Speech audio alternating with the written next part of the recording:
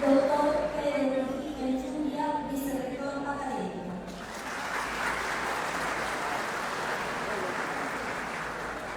Doctora Jacqueline Vilanova Ruiz, vicerrectora de Investigación, Vinculación y Social. Doctor Pedro Delgado, presidente de APU.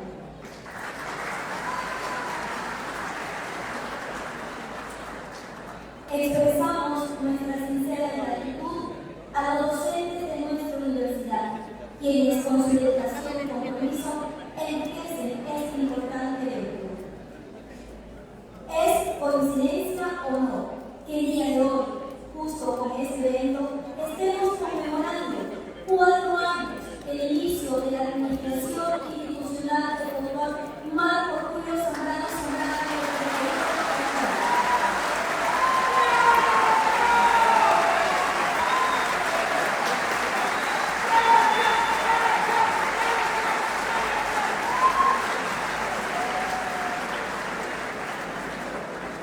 A quien llamamos que nos acompañe en este espacio para dirigirnos unas palabras.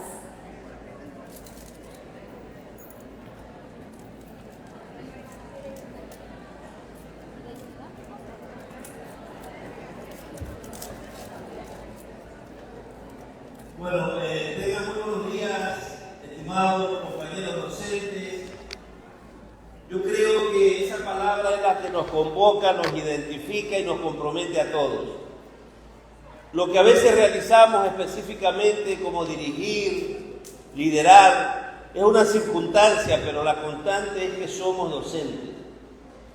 Quiero decirles que estoy muy contento el día de hoy porque, como lo dijo Dianita, cumplimos 4 años de asumir un nuevo compromiso en educación, que es dirigir la universidad regional más importante del Ecuador y una de las más importantes del país, y que ahora busca desafíos de calidad, internacionalización y mayor impacto en la sociedad.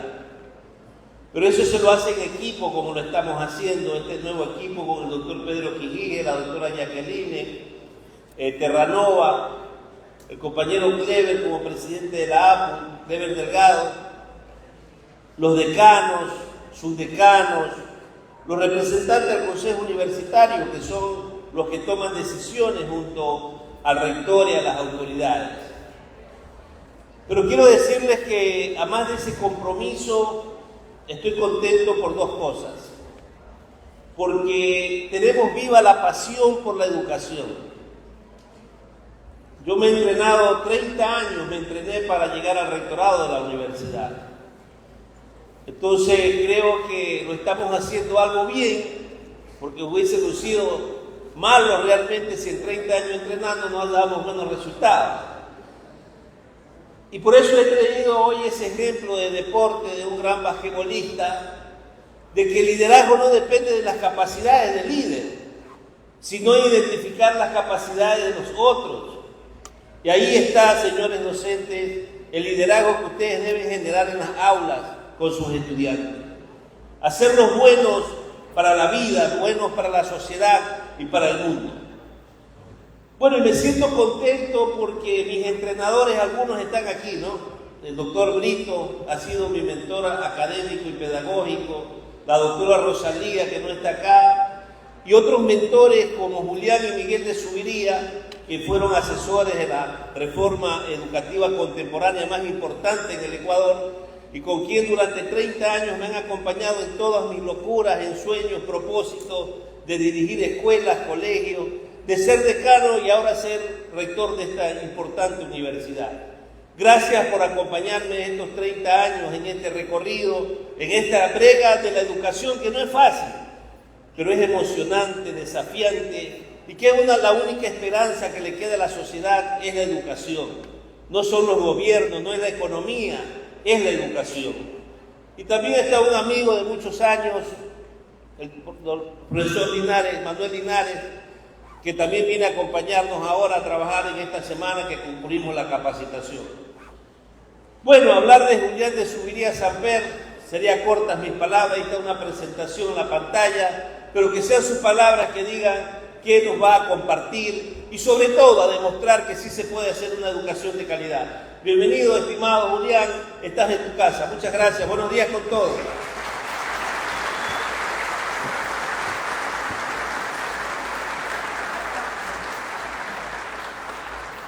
Invitamos al doctor Julián de Zuminilla Sanfer que nos acompañe para su exposición.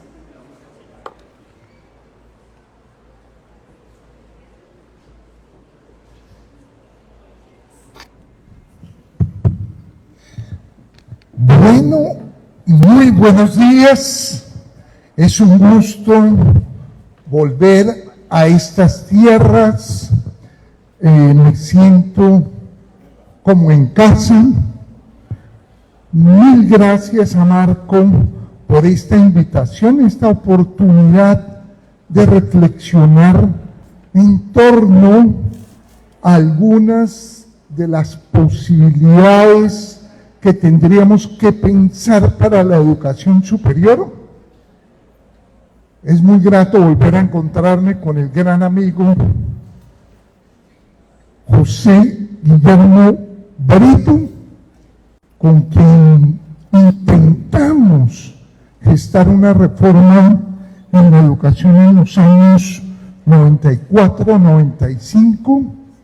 Cambiar la educación es muy complejo, porque implica cambiar las maneras de pensar, porque implica una transformación cultural y siempre se va a encontrar frente a algún tipo de resistencias. Yo quisiera iniciar por una pregunta. Yo realmente creo que venimos al mundo a hacernos preguntas. Y esta es la pregunta que a mí me ha acompañado toda mi vida. ¿Impacta la educación? ¿Cambiamos con la escuela las maneras de pensar de los muchachos?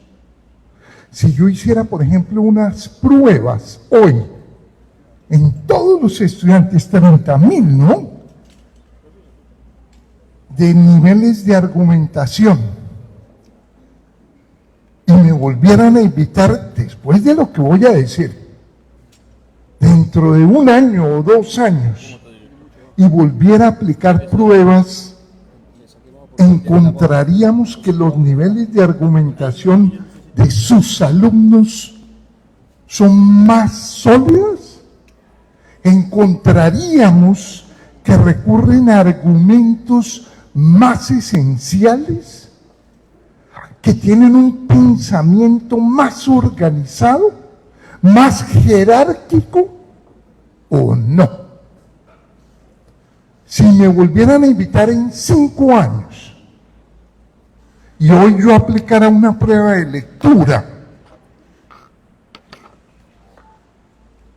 cuando los alumnos de ustedes se gradúen, pueden hacer mejores inferencias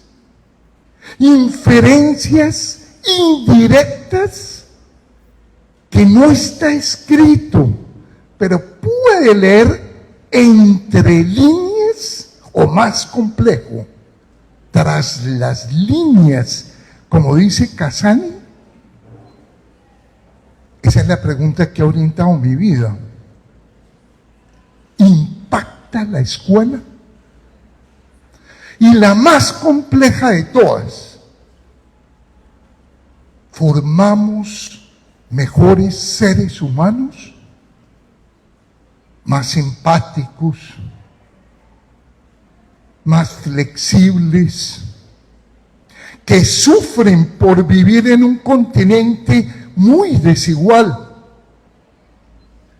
que se comprometen con las transformaciones sociales o no.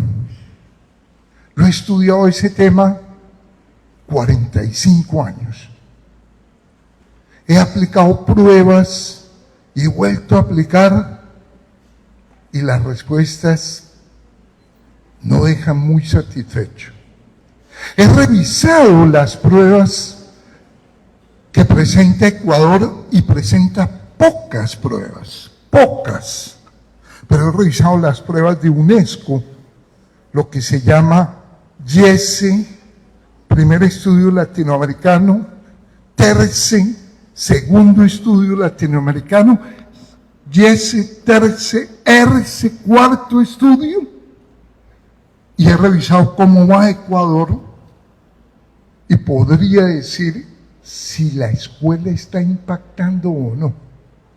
La lectura, el pensamiento, la confianza, y de eso voy a hablar en estos tiempos que me han dado para reflexionar.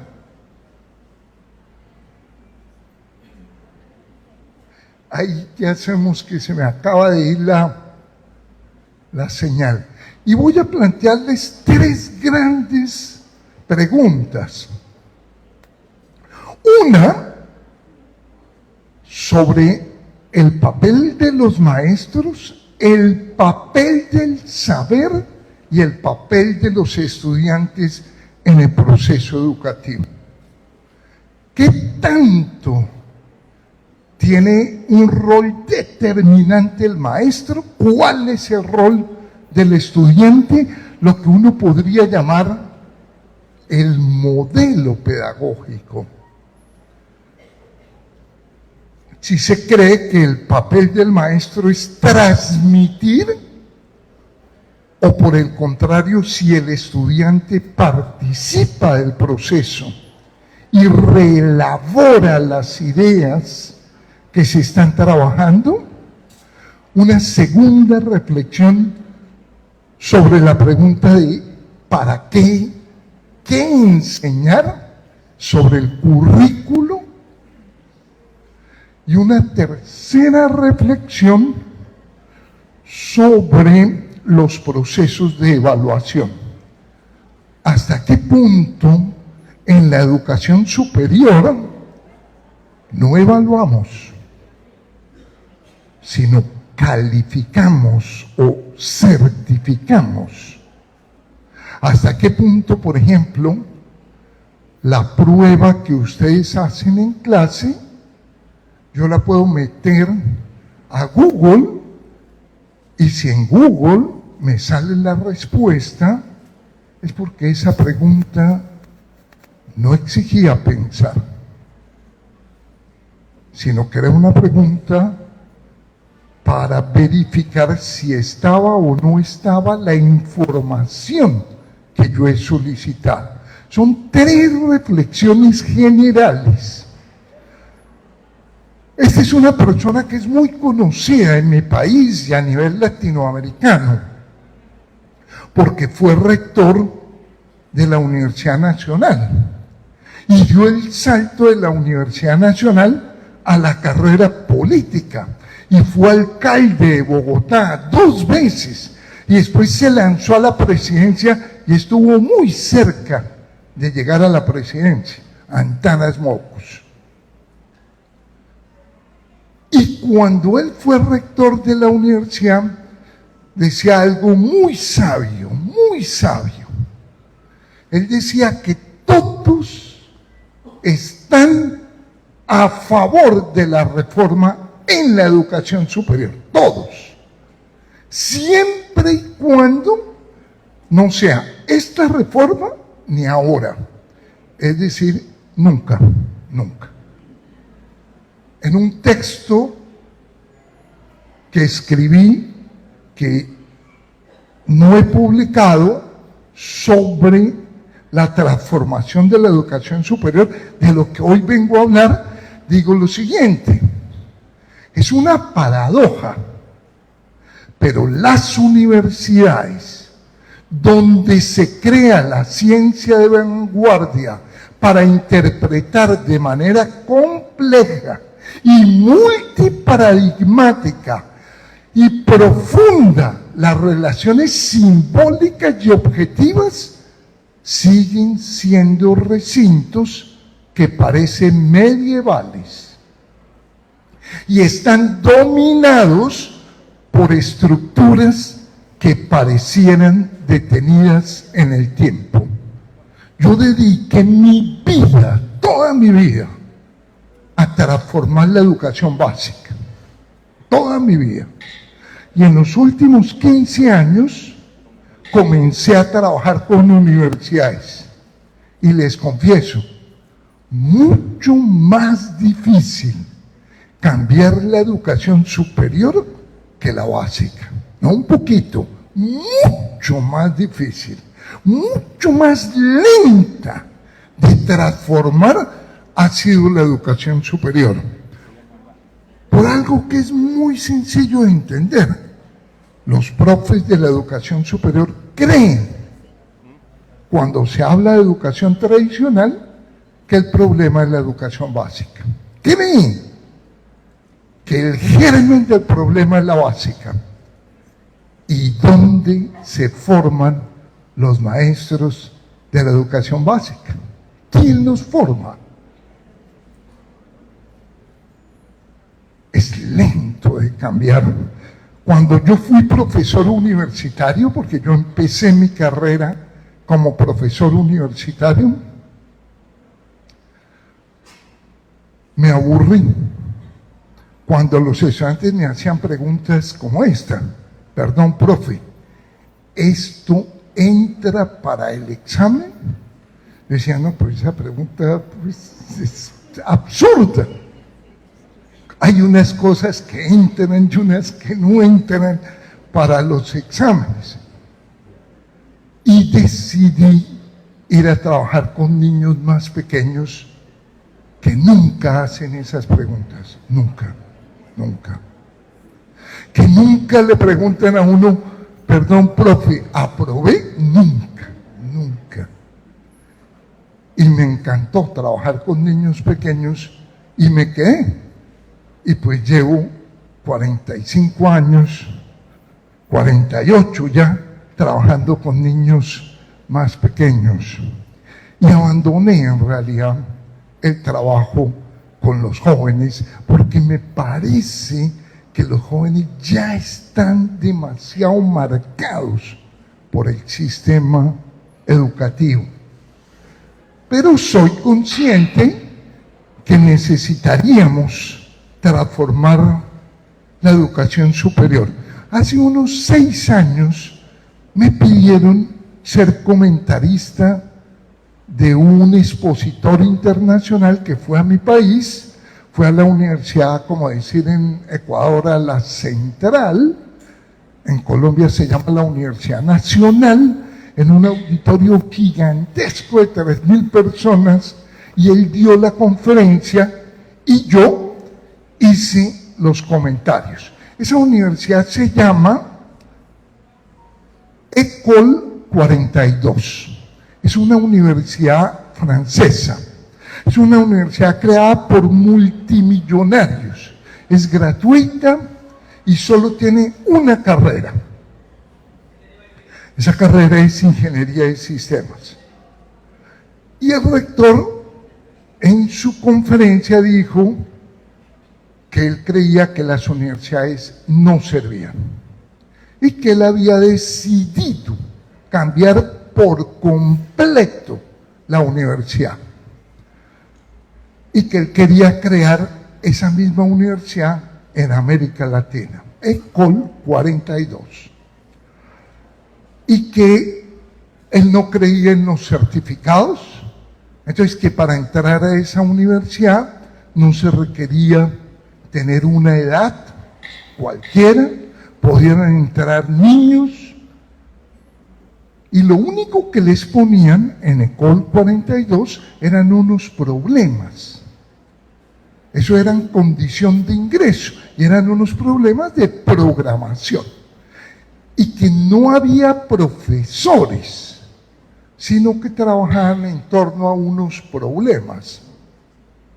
Y que se trataba de resolver problemas, y que el estudiante trabajaba con quien quisiera, cuando quisiera. A mí me pareció una postura muy radical a este rector, pero quiero rescatar algunas cosas interesantes. Podría uno discutir si es válido, Pero hay algunas cosas interesantes de su propuesta. Uno, el trabajo en equipo. La condición para resolver los problemas era que se pusiera de acuerdo un grupo. Eso es algo que hacemos muy mal en las universidades de América Latina. Otra cosa que me pareció interesante, que resolvieran problemas. Que no se trataba de un profesor dando una cátedra, sino que los estudiantes resolvían una serie de problemas y tenían un papel activo. Y a esa idea le voy a dar vueltas un poco en la reflexión. Aprender. No es que yo no sepa algo y que algo me llegó.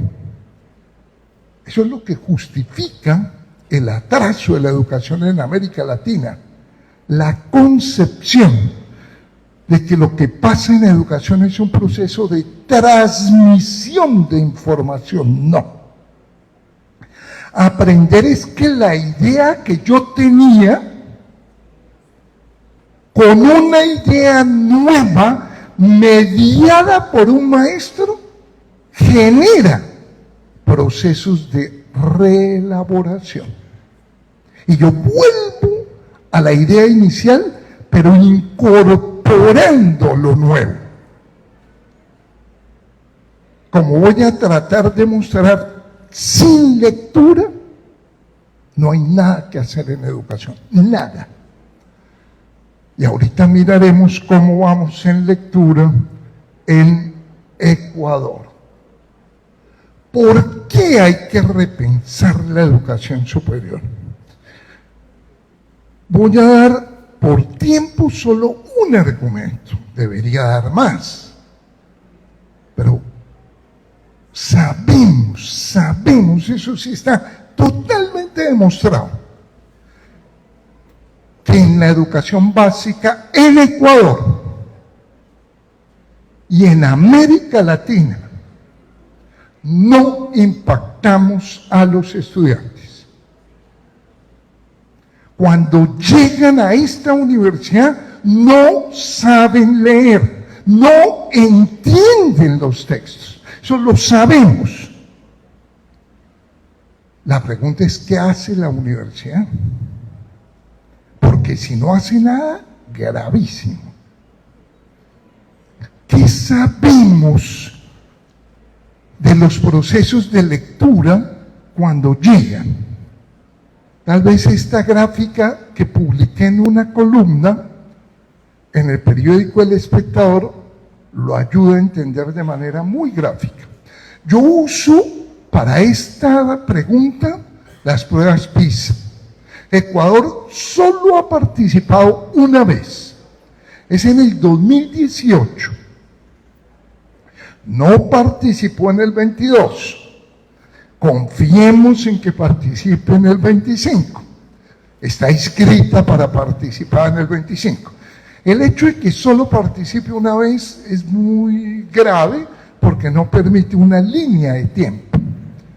Entonces yo tengo que consultar otras pruebas no tan buenas como las pruebas de UNESCO que se aplican en tercero y en sexto. Ahí son los estudios YESE, CERCE, TERCE y ERCE, 4 periodos, y en los 4 periodos Ecuador no avanza un punto en lectura, un punto. Ecuador en 2018 está un poco atrás de América Latina. ¿Cómo está América Latina? La mitad de los jóvenes de 15 años, cuando se les pregunta cuál fue el tema, oigan bien la pregunta, el tema del artículo, de 2 párrafos, no pueden decir cuál es el tema, Están en lo que se llamaría lectura fragmentaria. No logran captar la idea. No logran decir cuáles son 4 ideas. No logran decir cuál es la idea principal. tienen un nivel de lectura equivalente a un niño de 6 años. O sea que la escuela frenó el desarrollo de la comprensión lectura 9 años. Ellos tienen 15 y no logran captar la idea. Esos son los alumnos. Uno, un poquito menos de 1 de cada 100 puede hacer esto.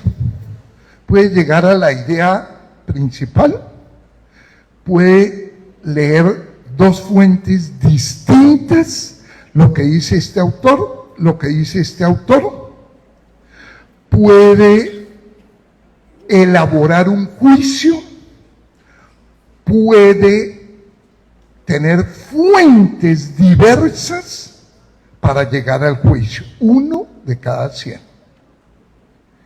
Y hay 49%, si sumo estos dos, 25 y 24, que puede llegar a las ideas principales, pero no alcanza la lectura crítica. Esos son los estudiantes. La pregunta es, ¿qué hace la universidad? Veamos en cualquier otro aspecto. Esta es una gráfica que se viene aplicando desde el 84 con una pregunta muy interesante que se la voy a hacer a ustedes. ¿Usted cree que se puede confiar en la mayoría de las personas en Ecuador? ¿Tú qué dirías? Que no en todo el mundo se puede confiar. ¿Pero en la mayoría se puede o no? No. ¿Se puede confiar en la mayoría de personas en Ecuador? Depende. Depende. ¿Se puede confiar en la mayoría de personas en Ecuador? Para mí sí. Usted sí. Cuando se hace esa pregunta en Ecuador, en Finlandia, 7 de cada 10 finlandeses dicen sí, se puede confiar en la mayoría. Cuando se hace esa pregunta en Noruega, 7 de cada 10 dicen sí, se puede confiar. Cuando se hace en Suecia, 7 de cada 10 dicen sí, se puede confiar. Cuando se hace esa pregunta en China, 6,5 de cada 10 dicen sí, se puede confiar, 65%. Cuando se hace esa pregunta en Colombia, 4,5 de cada 100 dicen sí se puede confiar. Y cuando se hace en Ecuador, 5 de cada 100 dice sí se puede confiar. Un país donde yo crea que no se puede confiar en las demás personas, oigan bien, no tiene futuro, no puede salir adelante, no puede trabajar en equipo, no puede armar un proyecto de nación. Porque si yo creo que no puedo confiar en los vecinos, pues mis hijos no pueden salir al parque. Si yo creo aquí hay 800 personas, que de 800 yo solo puedo confiar en 10, en 20, pero en 780 no, esta universidad no tiene futuro. La confianza en los demás es una condición necesaria del trabajo en equipo. Necesaria, no suficiente, pero es necesario. ¿Y qué hace la escuela ante eso? Nada. ¿Y qué hace la universidad ante eso? Nada. Hemos generado una sociedad con bajo nivel de confianza. Eso quiere decir que los jóvenes no creen en su familia, no creen en la familia extensa, muchísimo menos en los barrios, muchísimo menos en la gente con la que voy en un bus. Se deteriora el tejido social, se debilita. Esto habla mal de la escuela. Algo pasa en el sistema y algo pasa en la cultura. Y esta es una tabla un poco más compleja y difícil que se alcance a leer. Si un estudiante ecuatoriano, ahí me toca, si un estudiante ecuatoriano viaja a Singapur y culminó el grado noveno, ustedes lo llaman cuarto, décimo, acá se llama, el grado décimo, ¿en qué grado quedaría ubicado en Singapur? En promedio, en matemáticas, 6 años menos. Entonces le dirían, como usted ya aprobó el grado décimo, lo ubicamos en el grado cuarto. No, pues si yo ya hice eso. No, su nivel de comprensión está 6 años atrás. En ciencias,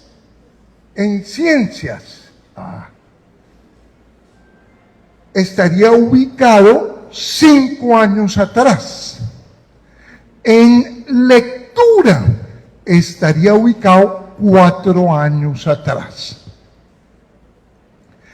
Las preguntas que pone PISA en matemáticas no tiene uno que saber A más B al cuadrado igual a A cuadrado más, nada que ver con nada de eso. La derivada, nada. Las preguntas son, usted está aquí y va a ir a este punto. ¿Cuál es la ruta más corta? Otra pregunta sería esta. Usted va a comprar unas pilas para que le funcione muy bien esto. Y estas pilas cuestan tantos dólares y duran tanto. Y estas cuestan tantos dólares y duran tanto. Y estas tantos dólares y duran tanto. ¿Cuál debería comprar? Es proporcionalidad. Pero no es conocimiento, no es saber matemático, no. ¿Cuántos estudiantes de Ecuador en matemáticas en el grado décimo no han entendido nada? Nada, no tienen ningún concepto. 7 de cada 10. 71%.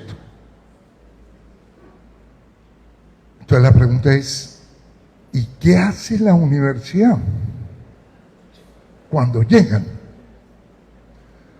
Porque hay un problema en el tejido social, en la confianza, porque hay un problema en la lectura, porque hay un problema en los conceptos, tanto en matemáticas como en ciencias.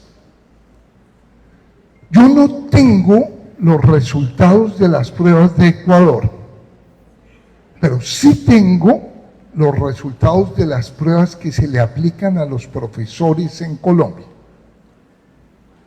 Y tengo todos los resultados desde el año 2012 hasta el año 2022.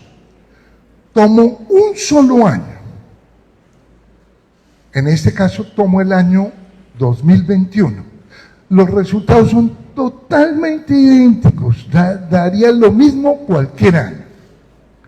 Y en esos resultados, a los que van a ser los maestros, se les hace una prueba de lectura. ¿Cuántos docentes acaban de graduarse van a entrar a la docencia, culminaron la licenciatura. ¿Cuántos docentes leen de manera crítica?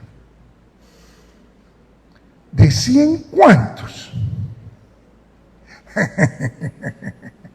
De acuerdo con eso. Claro, de 100,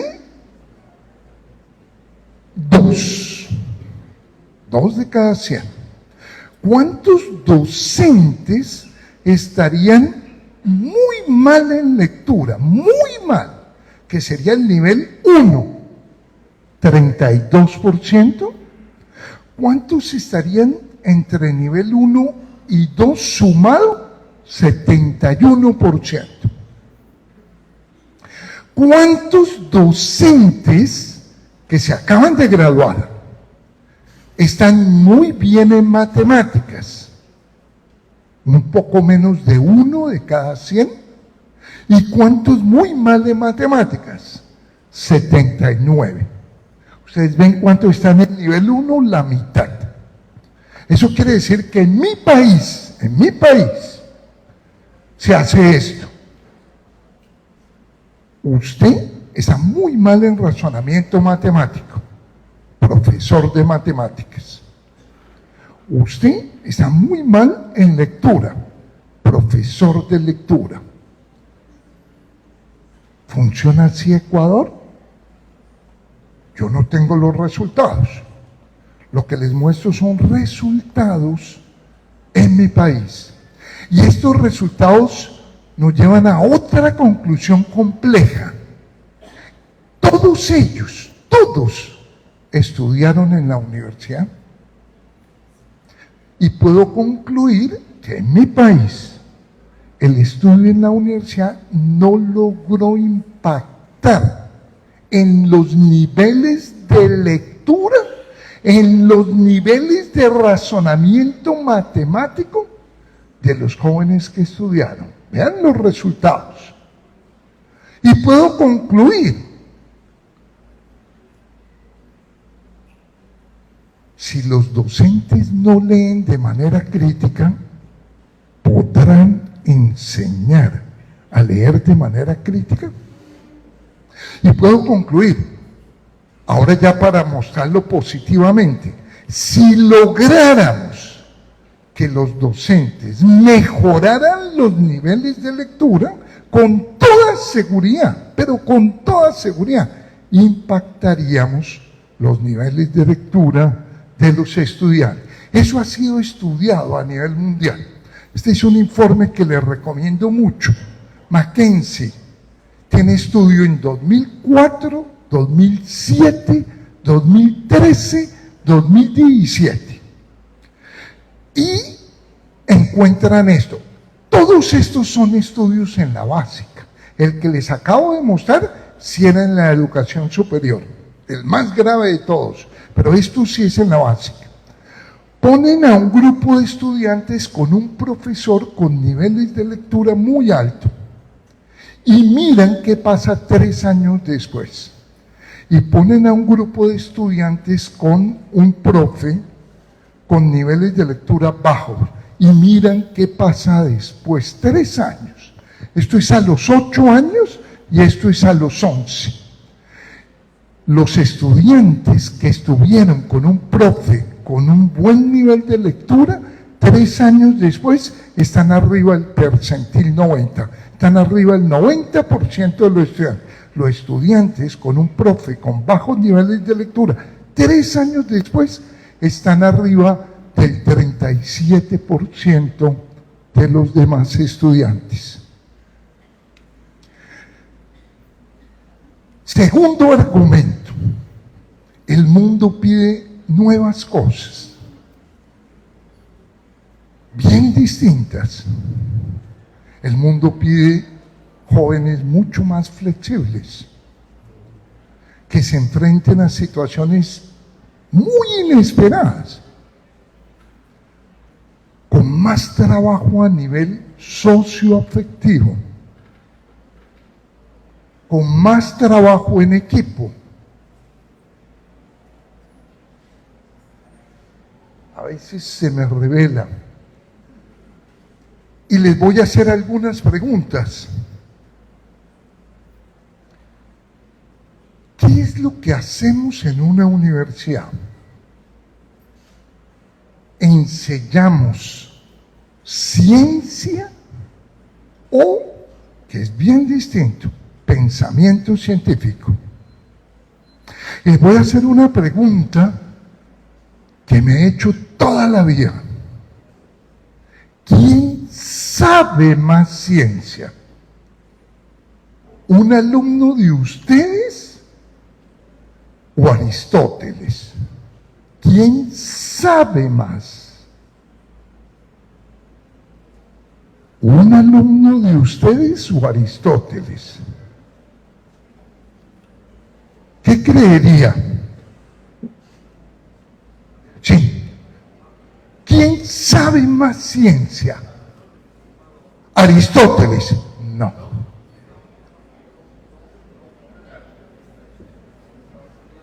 Ah. Sí. Muy bien. Sí. Sí. Muy bien. En realidad, la ciencia no existía cuando Aristóteles estaba pensando. No había física, no había química, no había biología, no había psicología, no había sociología, no había medicina. Se estaba empezando los cimientos. Pero ojo con este cambio de pregunta. ¿Quién piensa mejor? Y esa sí es una pregunta distintísima. Porque decir que uno piensa mejor que Aristóteles, sí, ya eso, el hombre más claro en su estructura de pensamiento. O sea, tanto que 25 siglos después seguimos hablando de él y retomando las ideas. ¿Y qué dijo él que era un concepto? El problema es que la educación superior se ha dedicado al saber, no al conocer, no al entender, no al pensar científicamente. Ahí radica el problema. Sigo. ¿Qué es lo que han hecho las universidades con el paso del tiempo? Cada vez más especializada, cada vez más particular el conocimiento. En la Facultad de Medicina de la Universidad Nacional de Colombia, la materia de anatomía la dictan 20 profesores, cada uno una semana. ¿Por qué? Porque cada uno está especializado en. Es una buena ruta, es una ruta muy discutible, porque se perdió la visión de conjunto, porque cada vez se sabe más de cosas más pequeñas. Pero como afirmo acá, la hiperespecialización impide lo global, porque lo fragmenta. Es que la universidad fue creada desde la idea de la fragmentación. Por eso son las carreras. Pero además, perdemos lo esencial porque se disuelve. Todos en la universidad hablamos de transdisciplinariedad, todos. Pero la estructura no está basada en la transdisciplinariedad, sino en la disciplina. Este es un texto que les recomiendo muchísimo. Es un texto que dice lo mismo que yo he dicho, pero lo dice más claro. Es un estudio que se hizo en Estados Unidos, donde le hicieron una prueba a los estudiantes de ciencias que entraban a la universidad a ver la materia de Newton y le aplicaban una prueba a ver cómo pensaban el mundo, Ken Bain, que hacen los mejores docentes universitarios. Y él encuentra que la gente no ve el mundo como Newton, sino como Aristóteles. Y trabajan la materia de Newton. Y sacan la mejor calificación en Newton, 20 sobre 20. Y le vuelven a aplicar la prueba. Y se vea una cosa tan rara. Sacaron 20 sobre 20 en Newton, pero siguen viendo el mundo como Aristóteles. O sea, lo nuevo que vieron en la universidad no cambió sus maneras de representar el mundo. ¿Por qué pasa eso? Porque el saber no es lo mismo que el pensar. Yo sé que la derivada de x al cubo es 3x a la 2. Yo lo sé. Yo estudié en la Universidad Nacional de Colombia y en cálculo 1 saqué 20 sobre 20. En cálculo 2, 20 sobre 20. En cálculo 3, 20 sobre 20. Y no entendí nada, nada. Ni un solo concepto, ni uno. El profe decía, muy bien de su iría. Y yo decía, si supiera que yo no he entendido nada, nada. Si él me pusiera a explicar qué es una derivada, yo tenía que haberle confesado, no entiendo. ¿Y qué es una integral? No entiendo. Y podía repetir que es un área bajo la curva. Sí, pues no entendí nada, nada. Pero eso no me lo pidieron en la universidad. Nunca, nunca. Y 40 años después de graduado, volví a la universidad, a asesorar a la universidad. Y ya no estaban los mismos profes, pero enseñaban con el mismo libro y enseñaban lo mismo. Y cuando les pregunté a los estudiantes qué es una derivada, me di cuenta que se habían perdido 4 décadas para cambiar la educación, porque ellos, como yo, tampoco entendíamos lo que nos enseñaban los profes. Y por eso les traigo un video donde hacen un experimento muy interesante. ¿Qué piensa un estudiante mientras el profesor está hablando en cálculo? Y antes de mostrarles ese video, les recuerdo una idea de Ken Bain. Los buenos docentes enseñan sus disciplinas, pero en un contexto centrado en el desarrollo intelectual. Y a menudo ético, emocional y artístico de sus estudiantes. Además, y esto es lo que quiero destacar, en lugar de pensar solo en términos de enseñar historia, biología, química y demás asignaturas, hablaban de enseñar a los estudiantes a comprender, a aplicar, a analizar, sintetizar. Veamos si aquí ya les muestro ese video. Antes de mostrarles el video, les hago esta pregunta. ¿Quién va a ganar las elecciones en Ecuador en segunda vuelta? Yo no digo nada, yo solo hago preguntas. Pero voy a hacer preguntas más difíciles, mucho más difíciles. ¿Qué va a pasar en Gaza? ¿Se va a convertir en hoteles 5 estrellas como quiere Netanyahu y Trump? ¿Qué va a pasar en Ucrania? ¿Va a cederle el terreno a Rusia y va a cederle los minerales al gobierno de Estados Unidos? ¿Qué va a pasar? Hace 15 días China tenía aranceles para todos sus productos del 10%. Colombia tenía aranceles del 25%.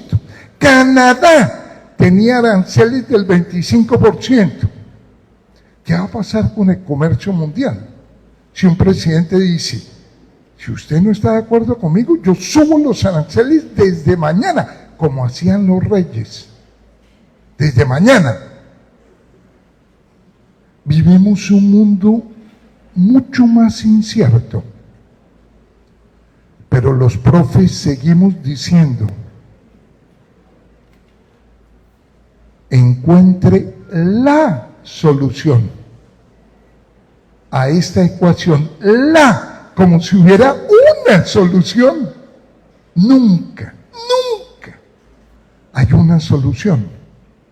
Solo en la cabeza de los profesores, porque en el mundo hay miles de soluciones, miles de caminos.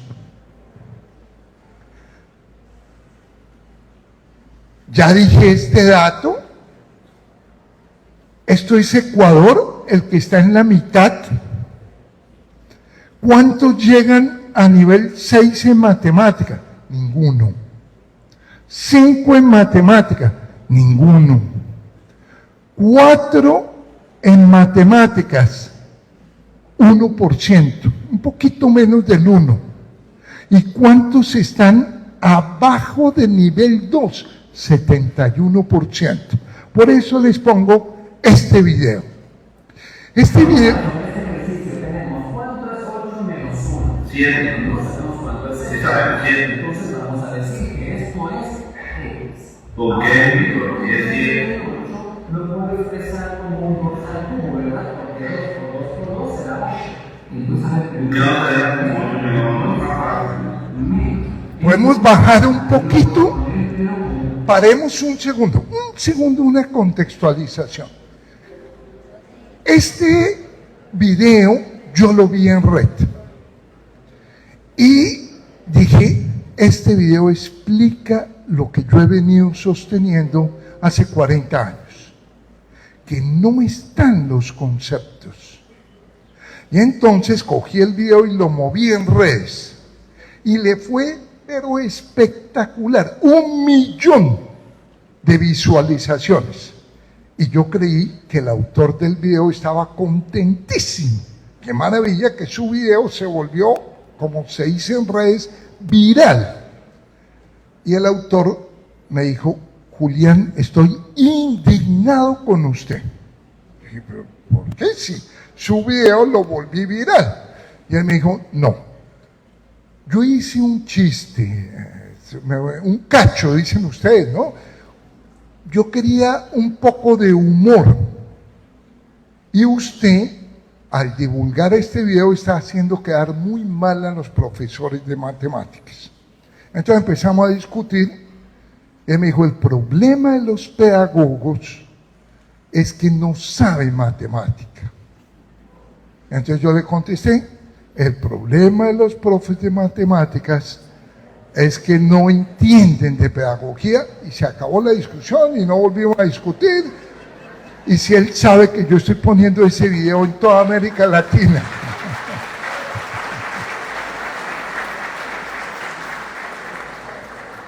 Este video a mí me permite explicar algo que es clave.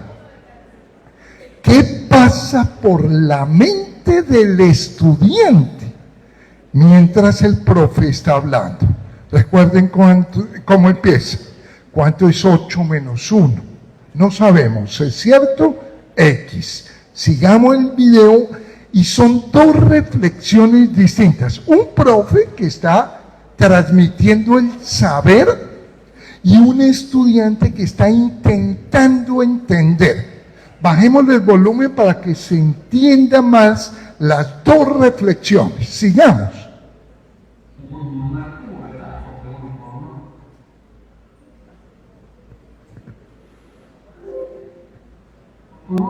Sigue siendo y esto es que pero ahí ¿por qué? No tengo una diferencia de cubos y yo ya sé que hay una formulita para poder factorizar la referencia de cubos. Esta me dice, si nosotros tenemos a cúbica menos b cúbica, lo podemos factorizar como a menos b cuadrada más a y más b cuadrada, ¿cierto? Factorización por diferencia de cubos. En este caso, pues quiere decir que la a vale 2 y que la b vale 1, ¿verdad? Entonces, venga, podemos factorizar. Me quedaría entonces a menos b, en este caso sería 2 menos 1, que multiplica a cuadrada, en este caso sería 2 al cuadrado, tengo que ponerlo, más a por b, o sea, más 2 por 1, y más b cuadrado. No entiendo. En este caso, más 1 al cuadrado.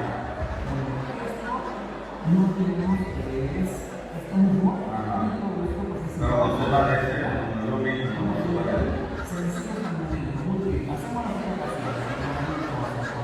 Que 2, a 1. 2 por 1 son 2 y 1 al cuadrado sigue siendo 1. Ajá. Sigue siendo x. Ahora, me doy cuenta que todos estos números se pueden expresar como números base 2, o sea, como números binarios. ¿Estamos de acuerdo? Aquí. ¿Por qué se hace? Porque dice que 2 a la 0 es igual que 1. Que 2 a la 1 es lo mismo que 2. Vamos muy rápido. Es lo mismo que 4. Me parece muy rápido. Más lento, vamos a hacer que se retire. Que eso lo puedo poner. Entonces yo puedo expresar Pero cuando es ya, no se le gustó que lo hagamos. 1 y 0 por acá, ¿verdad? Entonces vamos a ponerlo 1, 0, pero esto es base 2, menos 1, el 1 como Y esa es la para que vamos a ponerlo 1 en base 2. Sabemos que es el 4. Entonces el 4 tiene que ser 1, 0, 0, ¿cierto? 1, 0, 0. de la tercera que es un 0. ¿Por qué? O sea, un 0.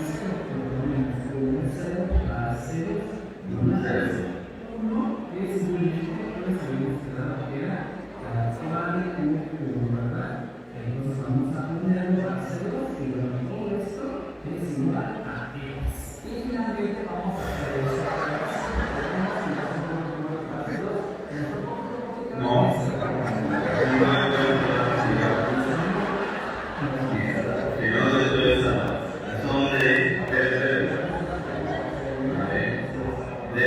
¿Cómo se pone al final? Ahí vamos.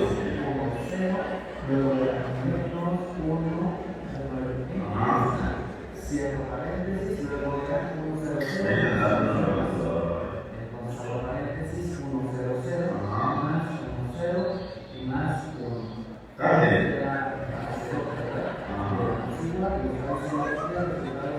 La primera es que es error.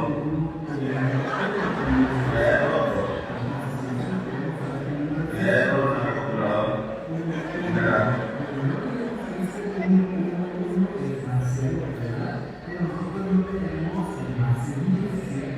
Base 10, porque base 10.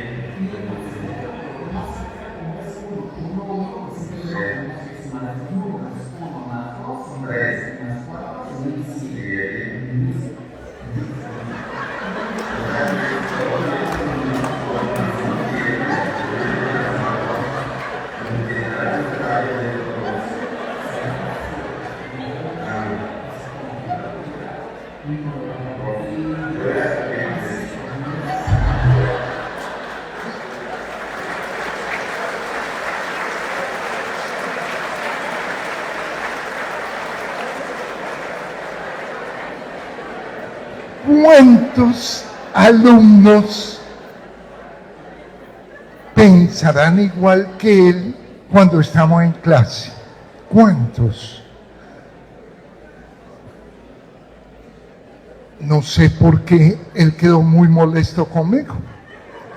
Yo lo que hago es mostrar que hay un problema muy complejo cuando creemos que el papel nuestro es transmitir unas informaciones y no nos damos cuenta que si él no tiene los conceptos, que si él no tiene los procesos de pensamiento, que si él no hace los procesos metacognitivos que se requieren, que si él no tiene los niveles de lectura, no puede entender. Y ahora, para cerrar esta primera parte, voy a mostrar otra dimensión, y es la que tiene que ver con el afecto, con las competencias socioafectivas. Y es un tema muy complejo. Esta es una tabla en Estados Unidos de cuántas jóvenes adolescentes de grados 10º, 11 y 12 sienten depresión profunda. 2 de cada 3, 57%, según los estudios de una de las entidades que va a cerrar Donald Trump, que lleva todo el seguimiento en los últimos 40 años, todo el seguimiento a temáticas como depresión, como ideación suicida, como autolesiones. Y la línea de abajo corresponde a los hombres, 1 de cada 3. Y hay un texto que quiero recomendar mucho, que es un texto sobre el cual escribí la semana pasada la columna, que él tituló el libro La generación ansiosa. Una generación que han llamado de cristal, equivocadamente, muy equivocadamente, porque no es que sean de cristal, es que lo estamos volviendo una generación que vive con miedo. Y hay factores culturales que explican esa tendencia. Y él destaca 2 y se dedica a estudiar 1. El segundo le falta un poco de trabajo. Un factor son estos aparaticos. No el celular, no, los celulares vienen desde hace 50 años, pero el día que le pusieron esta camarita, cambió el mundo. Los smartphones, no los celulares. Cuando empezamos a cargar un computador acá y a poder hacer esto, las selfies, cambió la vida. Y 2, unos padres que comenzaron a vivir con angustia. Yo ayer tomé un vuelo para acá, hice escala en Panamá. Cuando salí, me pararon porque después de el atentado de las Torres, consideran que un poquito así de agua es un arma peligrosísima. Que uno no puede cargar un poquito así de agua. Y llevaba, me dijeron, no, Manta, es muy caliente, un bloqueador.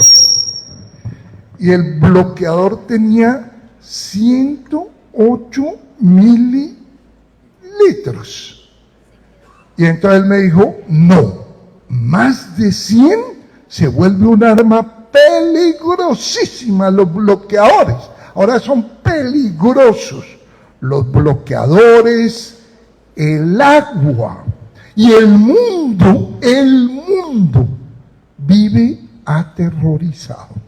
Y eso está generando unas distorsiones en la representación mental de la nueva juventud, que sumado a esto están haciendo estragos. Estamos formando gente con muchísimo problema. Y él dice que ambos se combinan. Él hace este estudio. Estos son los niveles de ansiedad. Ustedes ven que está subrayado después de 2010 en gris. Ahí fue que el celular se convirtió en smartphone en 2010. ¿Y qué pasó con ¿Qué pasó con la angustia? Se comenzó a disparar y los niveles están altísimos, pero altísimos. Y esos son los jóvenes que ustedes están recibiendo. Se han hecho estudios. Hoy los niños ya no juegan de manera libre. En el conjunto en el que yo vivo, el año pasado, uno de los temas de discusión fue este. Hay una canchita de fútbol chiquita, mala, con pared a un lado, pared al otro. Entonces la discusión fue esta. Si le quitaban la cancha, que es de los niños, para los perros, y la votación no ganó el año pasado, pero este año vuelven a presentarla. El año pasado tuvo 41% de los votos del conjunto para que se le quite a los niños. Ahora los parques no son de los niños. Como los niveles de confianza son tan bajitos, los niños no salen a la calle. Los papás los volvieron adictos a estos aparaticos. Y estos aparaticos fueron diseñados para volvernos adictos. Y son más adictivos, oigan bien, que la heroína. Más adictivos, por una razón. Porque hay una presión social. Y permiten una cosa que es inconcebible. Y es que la gente cree cuentas falsas. Y ellos se aliaron con el poder y no van a ser controlados. Y ellos dijeron, voten por Donald Trump y no van a ser controlados. Y están disparados los suicidios de jóvenes universitarios en los Estados Unidos y no van a ser controlados porque el poder tecnológico que mueve el mundo, ahora también es poder político. La situación es muy grave. Este es un estudio que se hace en América Latina. Solo 5 países, no está Ecuador. Estos son los datos de América Latina. Son 8 seguimientos que se han hecho. Y le preguntan a los jóvenes de 18 a 24 años, si usted estuviera muy mal a nivel emocional, ¿a quién recurriría? Y vean la respuesta. A la familia, ahí salen los resultados de octubre de 2023 y mayo de 2023. A la pareja, a los amigos. Primer dato preocupantísimo, no tengo a nadie a quien acudir. 17% contestó, no tengo a nadie. Y vean cuántos dijeron, a mis profes en la universidad, a los psicólogos en la universidad, a los trabajadores sociales en la universidad, 1 de cada 100. Pero entonces les preguntan en el estudio, ¿usted cuál es la entidad en la que más confían? Y la respuesta es las universidades. En primer lugar, las universidades públicas. En segundo lugar, las universidades privadas. Pero vean la contradicción.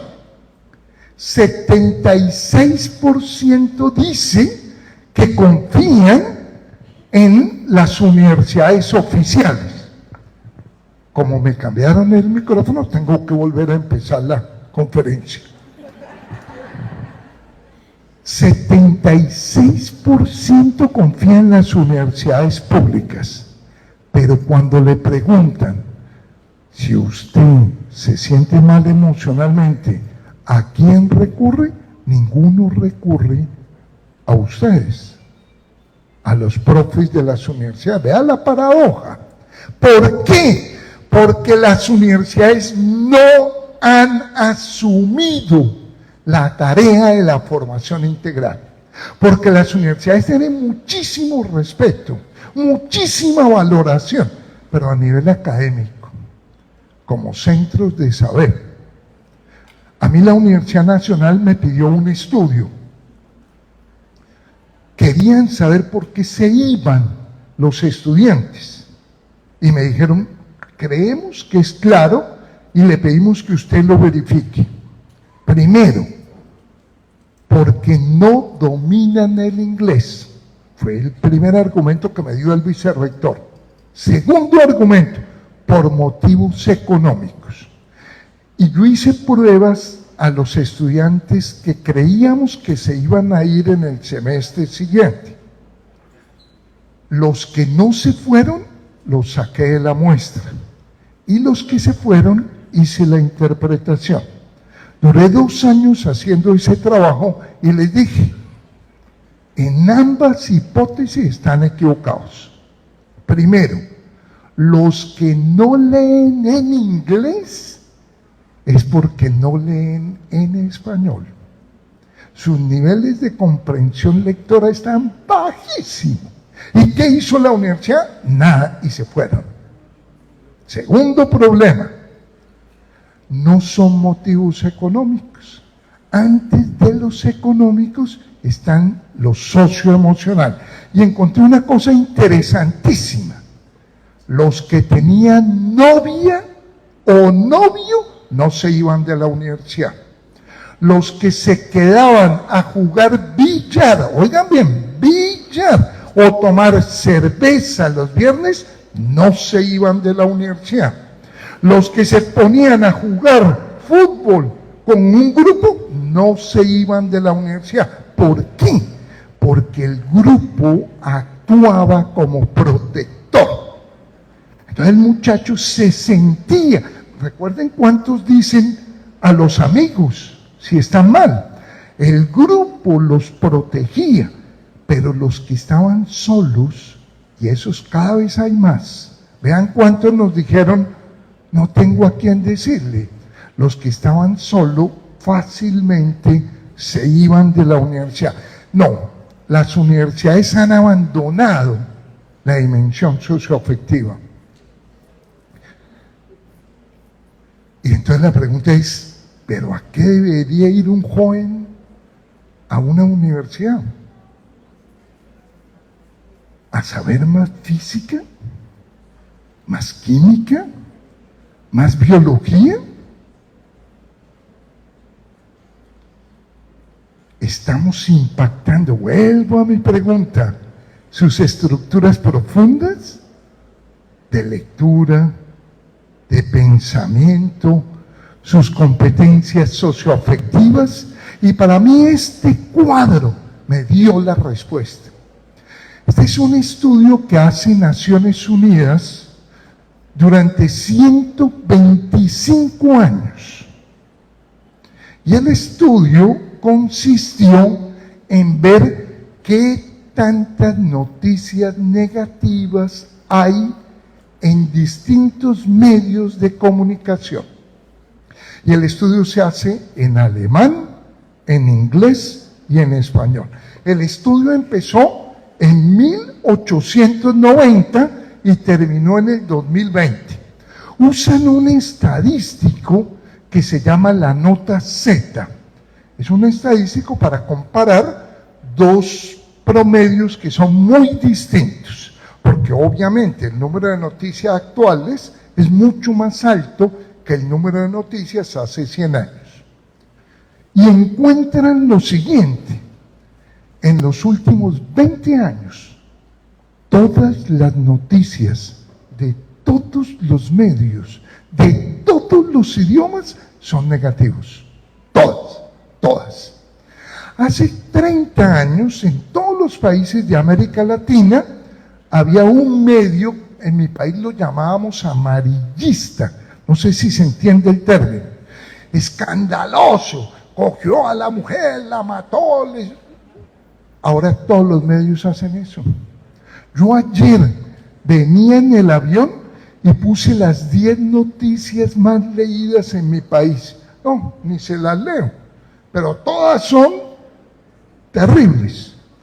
Y del mundo, idéntico. Ustedes prenden hoy el noticiero y que la guerra continuó, que se cumplen 3 años, que Ucrania murieron hoy tantos, que en Gaza ya no son 55.000 muertos, que el 72% son niños, sino que otra escuela la destruyeron todos los días, que entregaron jamás a los que habían detenido de Israel y que los entregaron descuartizados todos los días. Y es impactante.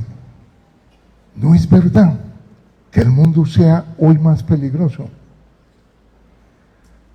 No traje, pero he estudiado ese tema y hay un libro bellísimo del equipo de investigación más grande que se ha conformado para contestar esta pregunta. ¿Es el mundo actual más violento? El grupo lo dirige uno de los psicólogos más importantes del mundo, Steven Pinker, un canadiense, profesor Harvard.